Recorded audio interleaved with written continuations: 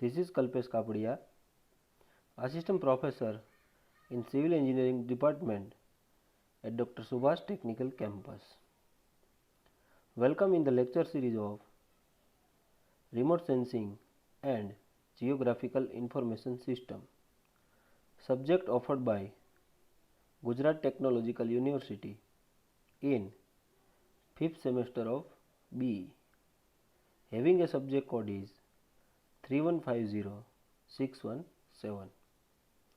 In this video series, student should know about remote sensing and geographical information system. In last lecture, we have discussed about application of GIS. In that lecture, we have discussed about application of GIS and also discuss about GIS in mapping, then urban planning, then transportation planning, then environmental impact analysis, then agricultural application,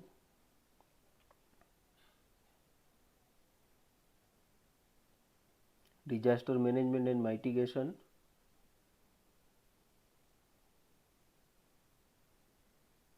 then landslide hazard zoning using GIS,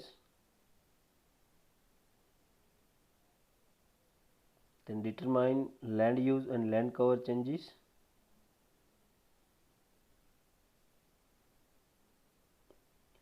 in navigation, routing and scheduling,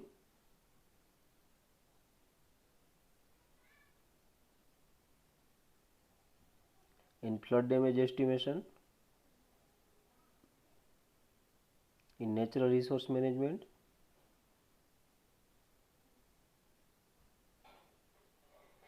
in soil mapping. This one is the last topic of last lecture. Now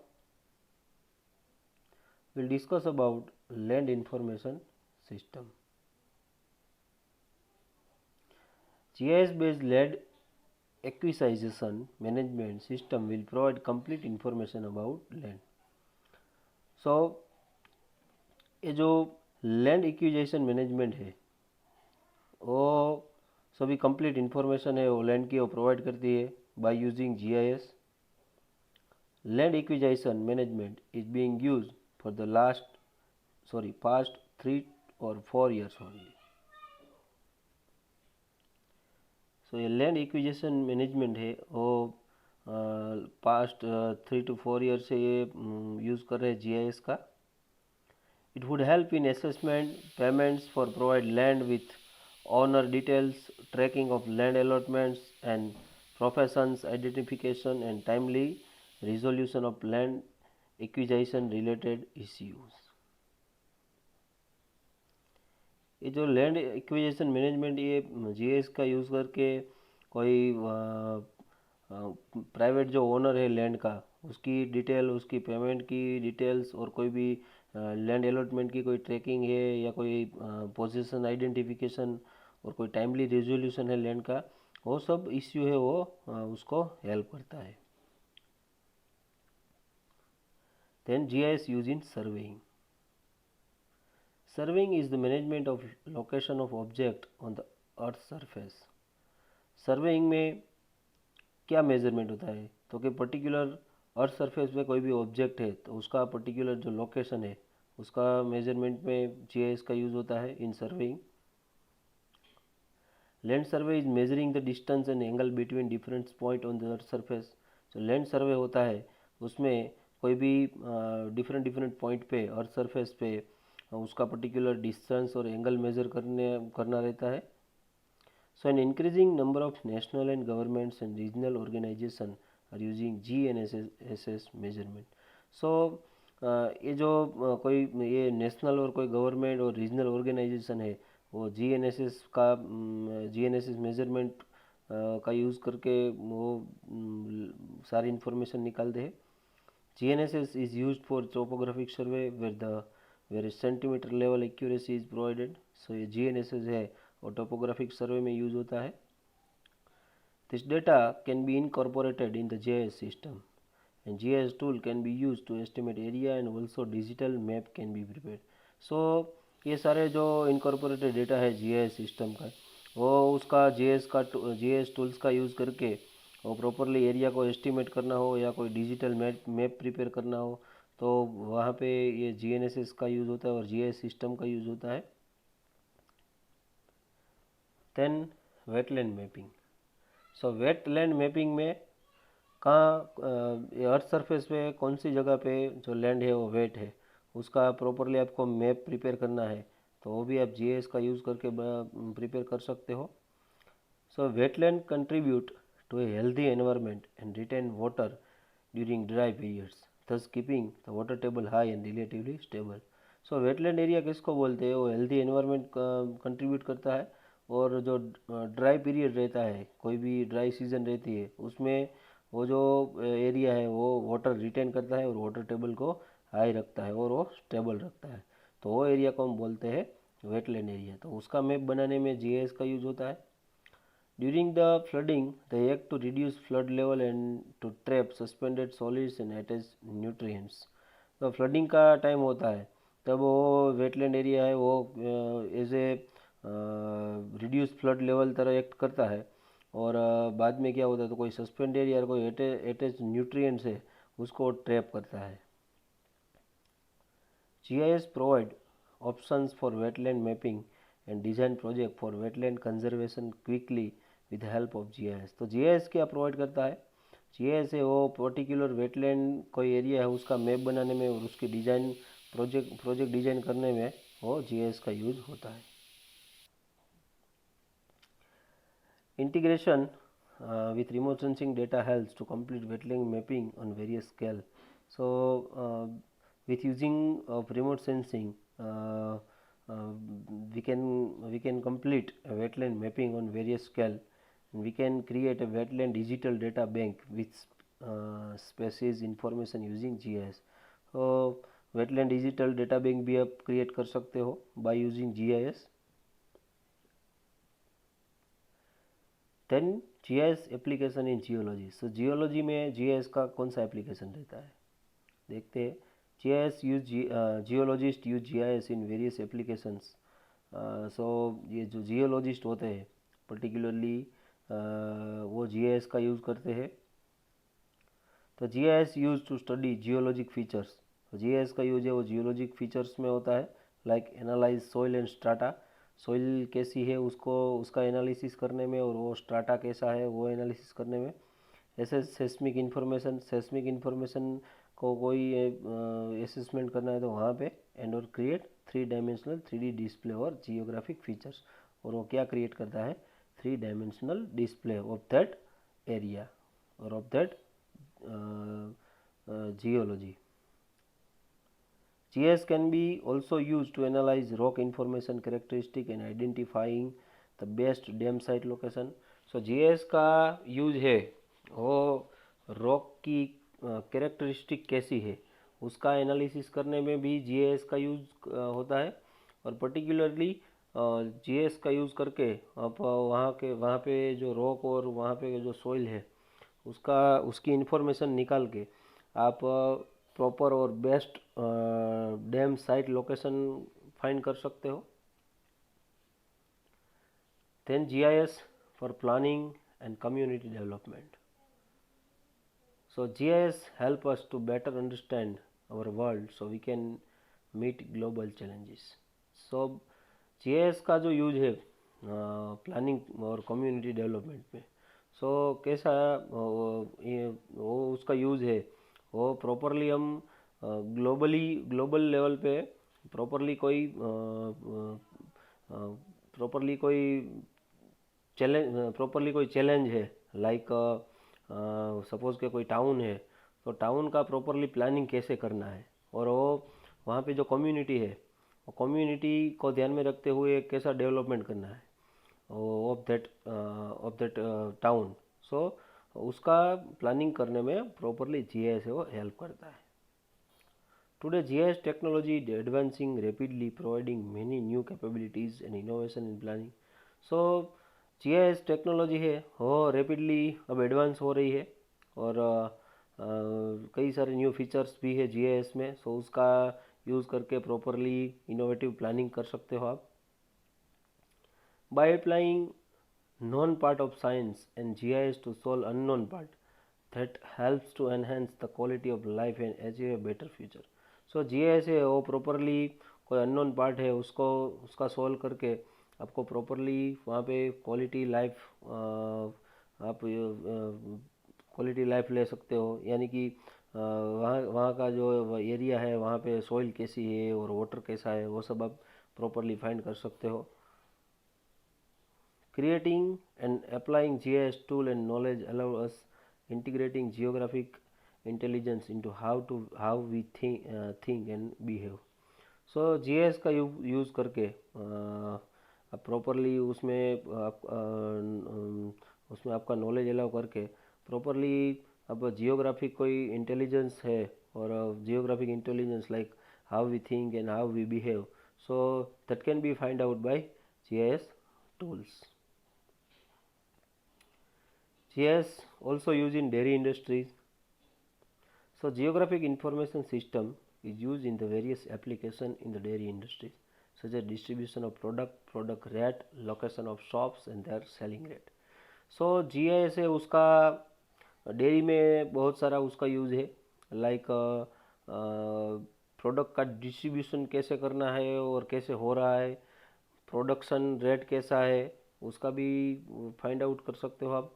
location of shop, various कोई भी dairy है तो उसकी various town में और various place पे उसकी shop है तो उसका प्रॉपर लोकेशन आप फाइंड आउट कर सकते हो. एंड देयर सेलिंग रेट भी आप फाइंड आउट कर सकते हो. So this can be monitored by using GIS system. तो ये सभी मॉनिटरिंग है, आप जीआईएस सिस्टम का यूज़ करके वो मॉनिटरिंग कर सकते हो. It can be also possible to understand the demand of milk and milk product in different region. So उस GIS का यूज़ करके आप ऑल्सो कोई भी एरिया में मिल्क की डिमांड कैसी है और मिल्क प्रोडक्ट्स कोई है तो उसकी डिमांड कैसी है वो भी आप फाइंड आउट कर सकते हो. GIS can prove to be effective tool for planning and decision making for an dairy industry. So GIS है वो प्रॉपरली उसके जो इफ़ेक्टिव टूल्स है उसका यूज़ करके प्रॉपरली आप कोई प्लानिंग और डिसीजन भी ले सकते हो. सो डेयरी इंडस्ट्रीज में उसका यूज़ है वो बहुत है. This advantages has added new vistas in field of dairy farm and management. So GIS का यूज़ डेयरी इंडस्ट्रीज में ज़्यादा होता है. GIS also used in tourism information system. So GIS provides a valuable toolbox of techniques and technologies of wide applicability to the achievement of sustainable tourism development. So ये GIS का various जो tool box और techniques है और उसकी GIS की जो technologies है उसका यूज़ करके आप सस्टेनेबल टूरिज्म डेवलपमेंट भी आप प्रॉपरली कर सकते हो. So this provide an ideal platform tools required to generate a better understanding and can serve the need of tourist. So उसका यूज़ करके प्रॉपरली एनालाइज करके प्रॉपरली आप अंडरस्टैंडिंग करके आप सर्वे कर सकते हो कि प्रॉपरली टूरिस्ट है उसकी बेसिक नीड क्या है कोई भी टूरिज्म प्लेस पे. सो ये भी आप GIS का यूज़ करके प्रॉपरली फाइंड आउट कर सकते हो. They will get all the information on click, measure distance, find hotels, restaurants and even navigate to their respective links. So tourism में बहुत यूज़ है GIS का. So properly आप वन क्लिक पे सारी इन्फॉर्मेशन निकाल सकते हो, लाइक मेजर डिस्टेंस, कोई भी एक टूरिज्म प्लेस से दूसरे टूरिज्म प्लेस और आपका होम टाउन से टूरिज्म कोई प्लेस है वहाँ का डिस्टेंस क्या है वो आप प्रॉपरली मेज़र कर सकते हो. इजीली कोई भी होटल्स आपको फाइंड करनी है और या कोई रेस्टोरेंट फाइंड करनी है तो इजीली वो भी आप नेविगेट कर सकते हो. सो ये जो GIS है उसका ये टूरिज्म है उसमें वास्ट यूज़ है उसका. Information plays a vital role to tourist in planning their travel from one place to another and success of tourism industries. So GIS है उसका यूज़ करके प्रॉपरली उसका यूज़ करके आप कोई ट्रैवल वन वन प्लेस से अदर प्लेस का आपको ट्रैवलिंग करना है तो उसका प्रॉपरली आप प्लानिंग कर सकते हो। जैसे हमने आगे डिस्कस किया कि like major distance between two place and also find out any hotels और रेस्टोरेंट्स, ये सब जो है वो आप प्रॉपरली फाइंड आउट कर सकते हो। This can bring many advantages of both tourist and tourism department. So ये जो जीएस है वो दोनों के लिए एडवांटेजेस है, उसका बहुत एडवांटेजेस है, टूरिस्ट के लिए भी है और टूरिज्म डिपार्टमेंट के लिए भी है। टूरिज्म डिपार्टमेंट ऑल्सो जो टूरिस्ट की नीड है वो भी फाइंड कर सकते हैं, और टूरिस्ट है वो टूरिज्म प्लेस का वेरियस डिस्टेंसेस और होटल्स और ये सब फाइंड आउट कर सकते हैं। Then GIS used in irrigation water management। So अभी इरिगेशन वाटर मैनेजमेंट पे जीआईएस का यूज़ किया है। सो देखते हो, water availability for irrigation purposes for any idea is vital for crop production in that region। सो कोई भी कोई भी रीजन है पर्टिकुलर, तो वहाँ के कोई भी रीजन में पर्टिकुलर कौन सा क्रॉप का प्रोडक्शन करना है और उसके लिए वाटर की अवेलेबिलिटी क्या रहती है, उसको इरिगेट करने में कितना वाटर की रिक्वायरमेंट रहती है और कितने टाइम तक उसको अब इरिगेट करना है, तो ये सभी का जो मैनेजमेंट करना है आपको, तो प्रॉपरली जीआईएस का यूज़ करके आप फाइंड आउट कर सकते हो कौन सी रीजन में वाटर का लेवल कैसा है, वाटर टेबल कैसा है और कितने टाइम तक वो वाटर है वहाँ पे स्टेबल रहता है। तो ये सब भी फाइंड आउट इजीली जीआईएस का यूज़ करके आप डेटा एनालाइज कर सकते हो। It needs to be properly and efficiently managed for for the proper utilisation of water. So ये सभी जो नीड्स है लाइक प्रॉपरली आपको वाटर है उसका यूटिलाइजेशन कैसे करना है, वाटर है उसका लेवल कैसा है, कितने टाइम तक वाटर है वो बचेगा। सो ये सब आप फाइंड आउट करके प्रॉपरली यूटिलाइजेशन कैसे करना है वाटर का for for that crop, so ये सब आप फाइंड आउट कर सकते हो। To evaluate the irrigation performance, integrated use of satellite remote sensing and GIS assisted by ground information has been found to be efficient technique in spatial and time domain for identification of major crops and their conditions and also determination of their aerial extent and yield। So properly कोई भी crop है तो crop का properly आपको evaluation करना है, properly उसको evaluate करना है कि उसका इरिगेट परफॉर्मेंस कैसा है, प्रॉपर दैट प्लेस पे वो जो वाटर है वो कितना इरिगेट कर सकता है वो क्रॉप को। सो ये सभी जो इंफॉर्मेशन है वो आपको प्रॉपरली फाइंड आउट करनी है, तो उसमें जीआईएस और रिमोट सेंसिंग दोनों का यूज़ करके पर्टिकुलर डेटा फाइंड आउट करके वो सोल्व आउट कर सकते हो। Irrigation requirements of crop were determined by considering the factors such as evapotranspiration, net irrigation requirement, field irrigation requirement, gross irrigation requirement and month total volume of water required by organizing them in GIS environment। So GIS environment का use करके properly crop की requirement क्या है, irrigate उसको कितना water irrigate करना है वो प्रॉपरली सब आपको डिटरमाइन करना रहता है। वो प्रॉपरली फैक्टर सच एज इवापोट्रांसपिरेशन, कितना इवापोट्रांसपिरेशन हो रहा है और नेट इरिगेशन रिक्वायरमेंट कितनी है क्रॉप की, और फील्ड है उसकी इरिगेटिंग रिक्वायरमेंट कितनी है, उसको कितना वाटर की रिक्वायरमेंट रहती है और ग्रॉस इरिगेशन रिक्वायरमेंट कितनी है। Then month of total volume of water required, कितना वॉल्यूम ऑफ वाटर है उसकी रिक्वायरमेंट रहेगी of particular that crop. So ये सभी प्रॉपरली प्लानिंग है वो आप जीएस का यूज़ करके कर सकते हो।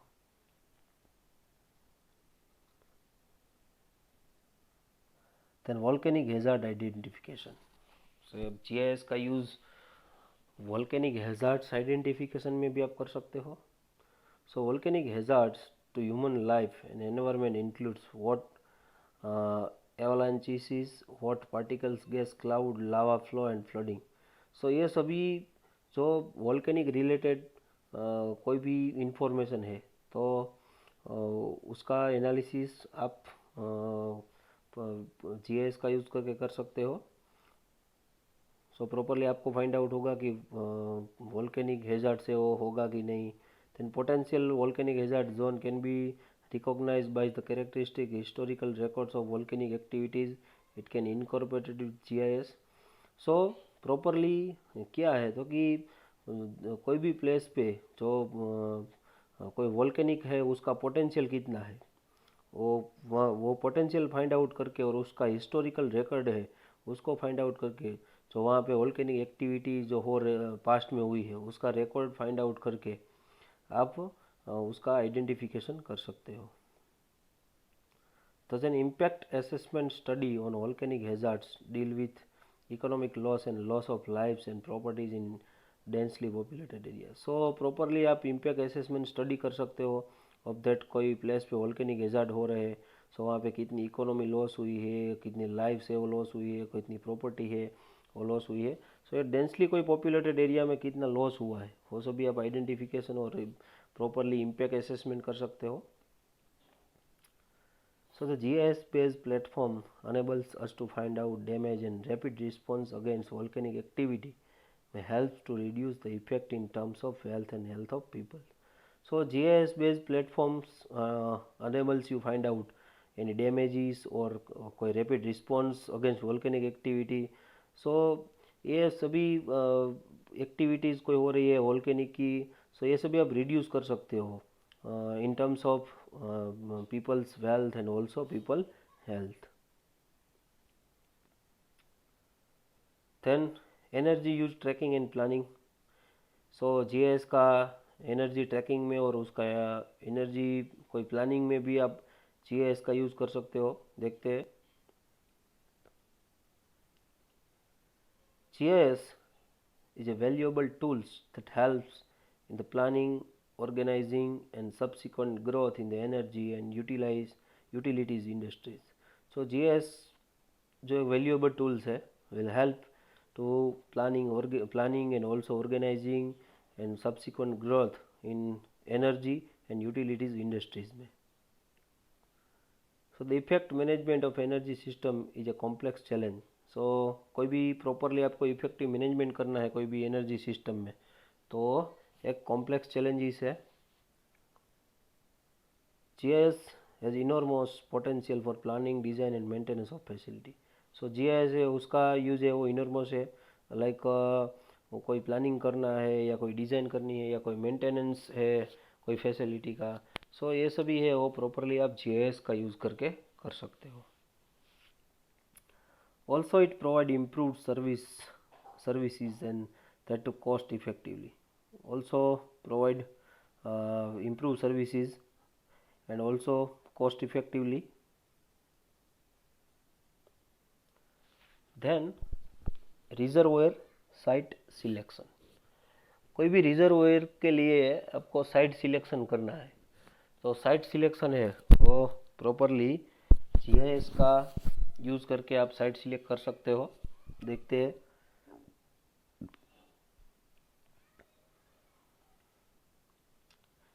GIS is used to find a suitable site for dam. GIS है वो कोई भी डैम साइट फाइंड करनी है तो वो GIS का यूज़ करके आप फाइंड आउट कर सकते हो।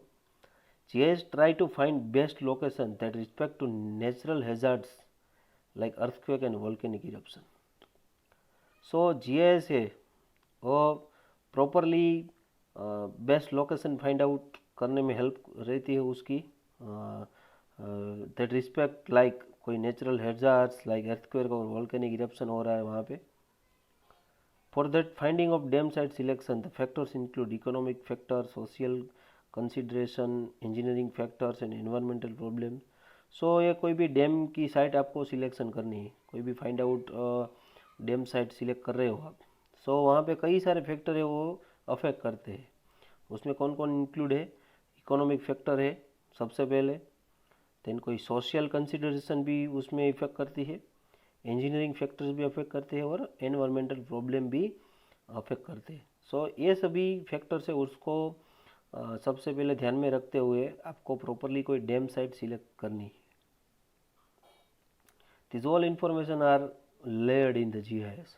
सो ये सभी इंफॉर्मेशन है वो जीआईएस का यूज़ करके आप लेयर्ड फाइंड आउट कर सकते हो properly. Then GIS also use in forest fire hazard zone mapping.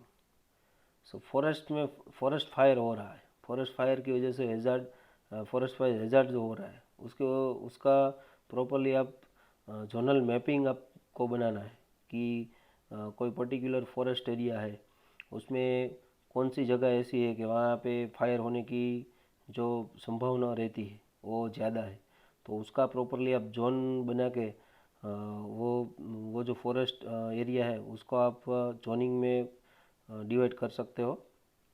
देखते हैं, forest is one of the important elements of nature and it plays an important role in local climate. So forest है वो nature के लिए एक important elements है और वो एक इम्पोर्टेंट रोल क्रिएट करता है in local climate. So forest fire causes extensive damage to our communities and environmental resource base। So forest fire है वो उसकी वजह से और हमारी जो कम्युनिटीज़ है और हमारा एनवायरमेंटल रिसोर्सेज है उसको डैमेज होता है फॉरेस्ट फायर होने की वजह से। GIS can effectively use for the forest fire hazard zone mapping and also for the loss estimation। So GIS का है वो इफेक्टिवली यूज़ है वो फॉरेस्ट फायर हैजार्ड में जोनल मैपिंग के लिए आप कर सकते हो, एंड ऑल्सो जो फॉरेस्ट फायर हो रहा है और हुआ है तो उसकी वजह से कितना लॉस हुआ है उसका एस्टिमेशन भी आप GIS का यूज़ करके फाइंड आउट कर सकते हो। GIS also help to capture real-time monitoring of fire-prone areas। तो फायर-प्रोन एरियाज है उसको प्रॉपरली कैसे कैप्चर करना है, रियल टाइम उसका कैसे मॉनिटरिंग करना है, तो रियल टाइम मॉनिटरिंग है वो आप GIS का यूज़ करके कर सकते हो। This is achieved by the help of GNSS and satellite remote sensing. जैसे हमने इन सर्वेइंग GNSS का यूज़ हो रहा था, तो ऐसे भी यहाँ पे forest fire hazard zone mapping में भी GNSS टूल का यूज़ करके और ऑल्सो सैटेलाइट रिमोट सेंसिंग का यूज़ करके जो forest fire hazard zone mapping है वो आप कर सकते हो और कंटिन्यूसली मॉनिटरिंग भी कर सकते हो।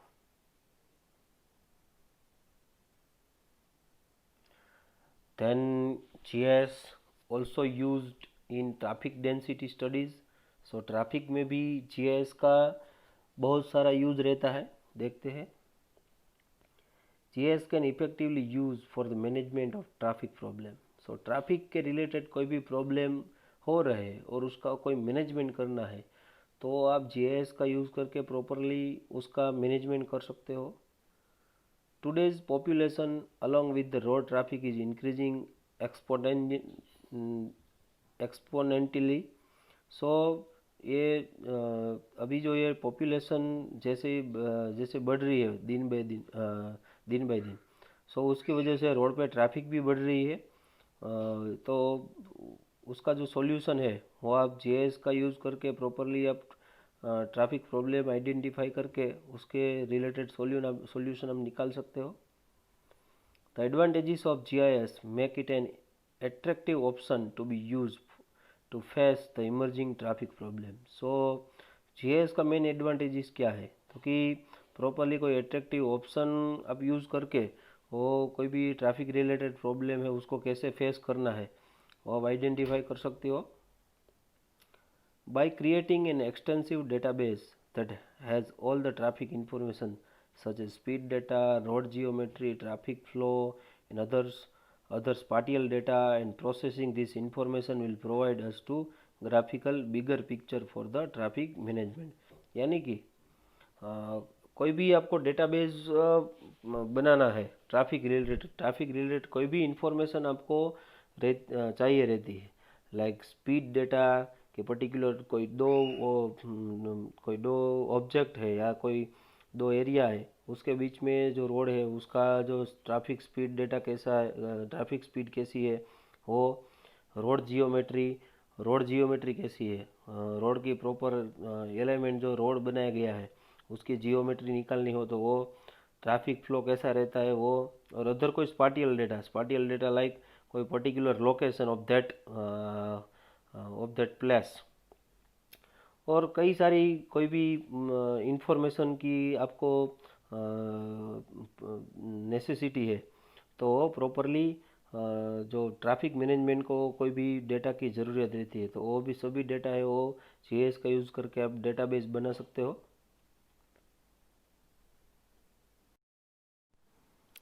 So now we are concluding our session. If you have any query and want additional information, so feel free and keep message in comment box. Thank you very much.